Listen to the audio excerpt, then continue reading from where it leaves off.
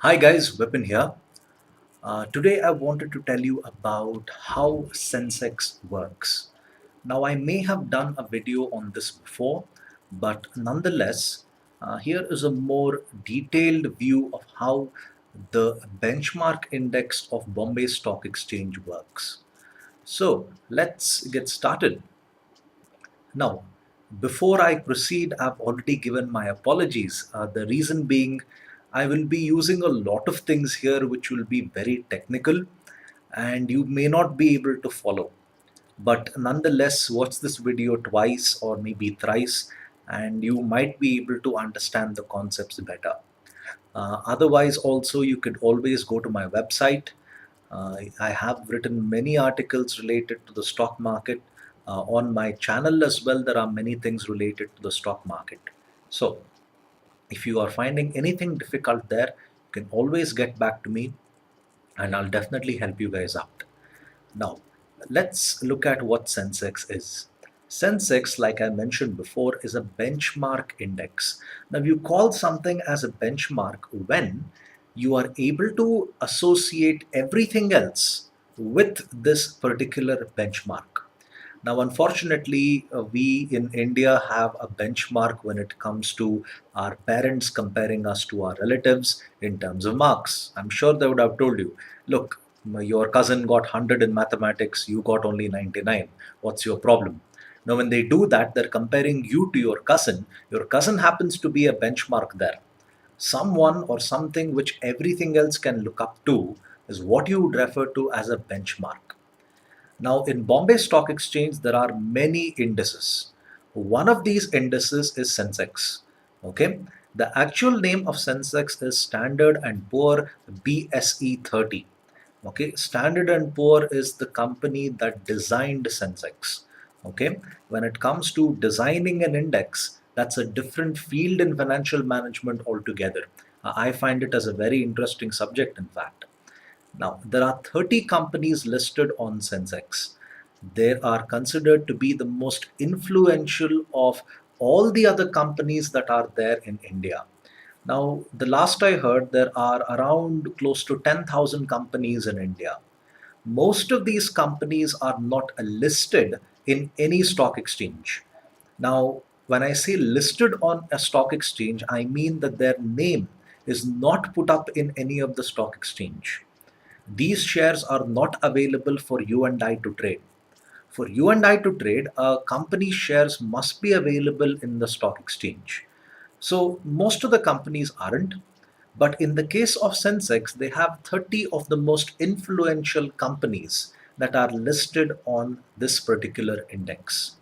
Now, like I said, when you go about designing an index, it's a specialized field altogether wherein people go about looking at what companies have a major role in the development of Indian economy. Now, for example, some of the most influential companies on Sensex are State Bank of India, Infosys, Wipro. You also have Tata Consultancy Services. Okay. You also have Canara Bank, ICICI Bank. All these happen to be listed on the stock index. Now, just look at the influence of State Bank of India. You can already see that their presence is huge in this country. So, from looking at that point of view, you can definitely say that the companies that are listed on Sensex have a big influence in this economy. Reliance, of course, how could I forget them? Even Reliance happens to be listed on Sensex. Now, let's look at the other details of this particular index. Now, as of 17th July, Sensex stands at around 25,000 points. Now, how did we arrive at 25,000 points? But I'll not get into the exact calculation of Sensex because I don't want you guys to be bored completely with this. So, Sensex is measured using a method called free float market capitalization method. I know that's a lot of words. What do I mean by free float? The big shareholders are not considered for calculating Sensex value. Now, let's say I'm a director in a particular company that is listed on Sensex. Let's say I'm the director of Airtel. Now, usually directors have a massive shareholding pattern in these companies. They are the ones who usually have like 12%, 15% per director in a company. Now, having such a large number of shares in my account, I have a huge potential to influence the index. But even if I go about trading in this particular stock, in this particular stock, my trades will not be considered for the purpose of Sensex measurement. Now, how do I know that I'm trading? Because if anyone wants to trade in the stock market, your complete details are available to the stock exchange. They're able to know that, okay, this person has made a trade. So the system will automatically reject your trade for the purposes of calculation. Not the trade gets rejected, but for the calculation's sake, it gets rejected.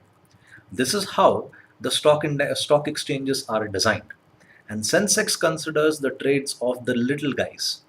Now, if someone were to trade, say, 10 shares of Airtel they want to buy, that particular trade has the potential to influence Sensex. It does to a very, very minor extent, but nonetheless, that trade is considered for the calculation of the index value rather than, say, 1,000 trades done by the director of Airtel for the purposes of calculation. Now, market capitalization. How is market capitalization measured? Market capitalization is considered as the total number of shares traded multiplied by the price of every share. Now, I've just given an example of State Bank of India here, and I've decided to buy 100 shares of State Bank of India.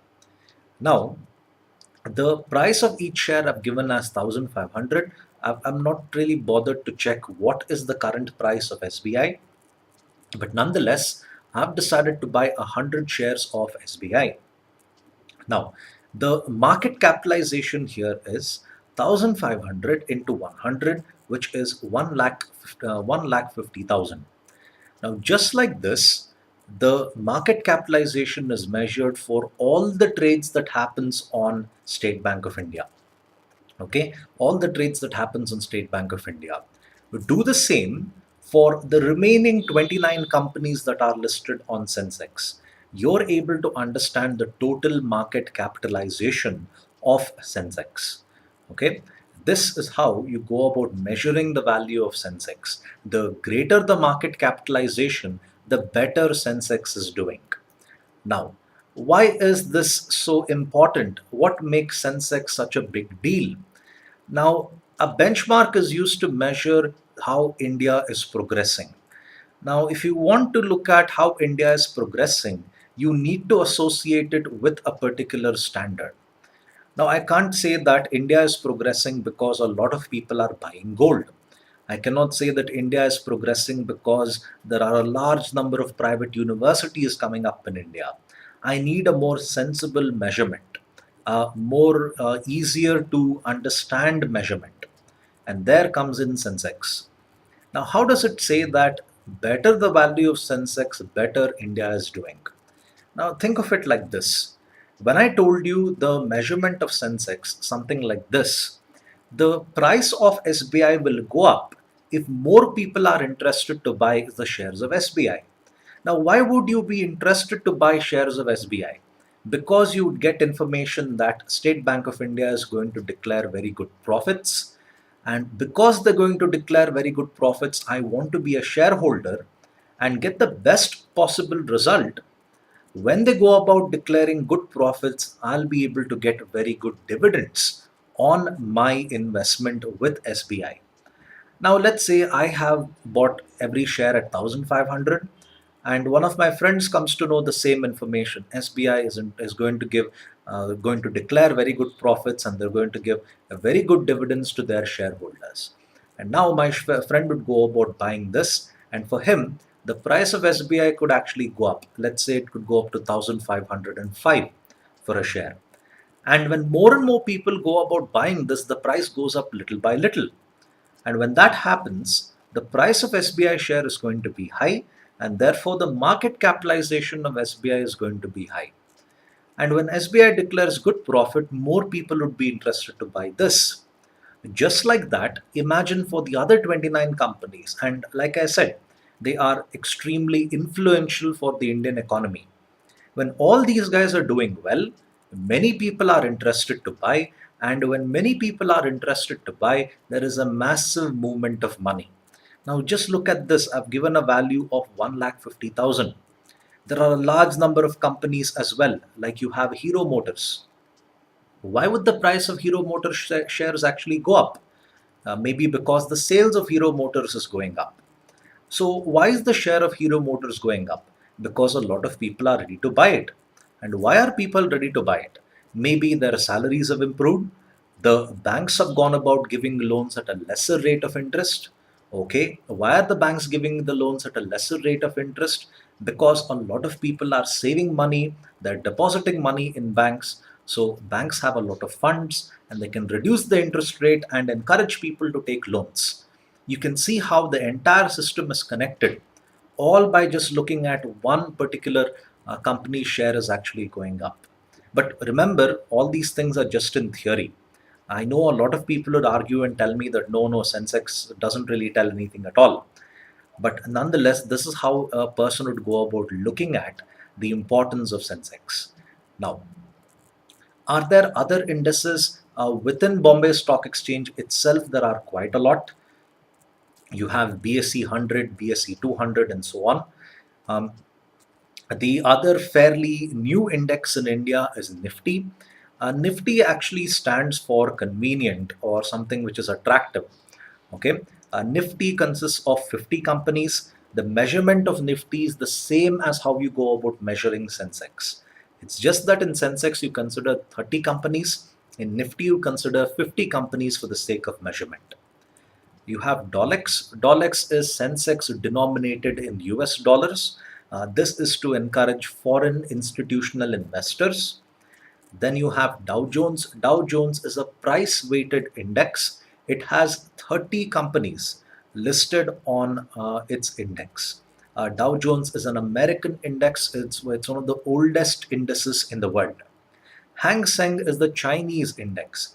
Now, unlike Sensex, where I told you it is a free float market capitalization, Hang Seng uses a method which is just market capitalization method. Meaning, if I was a director and I was trading, my shares would also be considered for the purposes of calculation. Unlike in Sensex, where large shareholders are ignored for the purposes of calculation, Hang Seng considers pretty much everybody. I hope you found this video on Sensex helpful. If you have any queries, like I said before, I welcome those queries. Do leave a comment if you are having any queries, and please hit the like button if you like this video as well. So, thank you for your time. Have a nice day. Bye.